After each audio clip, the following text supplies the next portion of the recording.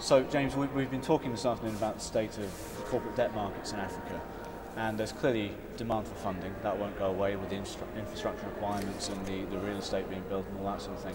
But it sounds like there have been some interesting developments in the composition of the lender base, some new money coming in from different sources. Yeah, I've been a significant change in the last 5 years. I mean, the most significant is obviously money coming in from Asia, particularly China. I mean, everybody's well aware how much emphasis China have put on this market. So, in the sort of recent transaction that we've been involved in, a third of the money came out of Asia, which was something we would not have expected 5 years ago. And is that coming in mostly on a bilateral basis at the moment? It's on a bilateral basis, yeah. But could that change? Could we see those deals syndicated? Yeah, our expectation is we're going to see syndicated banking models develop quite quickly in the African market, but we're just not quite there yet. Obviously, it's developed in South Africa, but it's still got to spread up through the continent. So is it possible, do you think, we might see, in the same way that Russian banks have been bringing in expertise from overseas syndicate and syndication teams, the same thing might happen with some of those Asian lenders?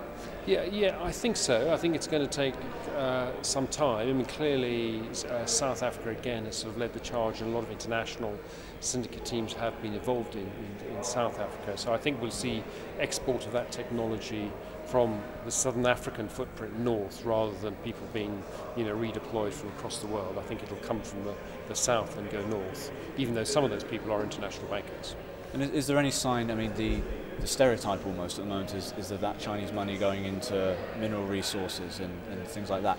Is there any sign that they're broadening the base of companies to which they're prepared to lend? Yeah, I mean, I think we're seeing, cement is the recent one, which I guess you could say is partially resource. Agriculture, we're seeing a lot more Chinese money going into agriculture for obvious reasons. So I think they are diversifying.